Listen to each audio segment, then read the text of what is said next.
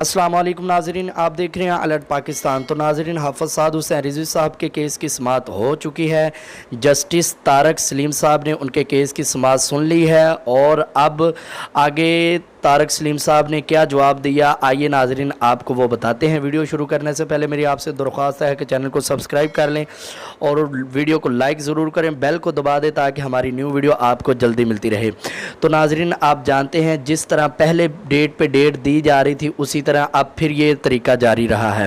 اب پھر اسی طرح ہی انہوں نے یہ کام پکڑا ہوا ہے، اب پھر تاریخ دے دی ہے۔ اب جو تاریخ دی ہے وہ بھی آپ کو بتاتے ہیں۔ اس سے پہلے آپ کو ایک اہم بات بتانی ہے کہ حکومت نے یہ کیا سازش کی ہے۔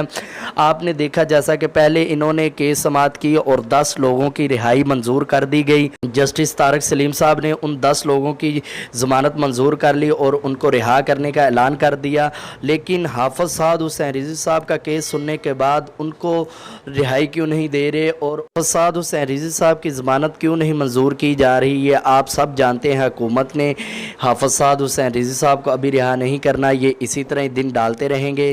تو ناظرین، اب جو جج صاحبان نے فیصلہ کیا ہے وہ اب بدھ کے لیے ملتوی کر دی گئی ہے۔ بدھ والے دن حافظ حسین رضوی صاحب کے کیس کی دوبارہ سماعت کی جائے گی، بدھ کے لیے ملتوی کر دیا گیا ہے حافظ حسین رضوی صاحب کا کیس۔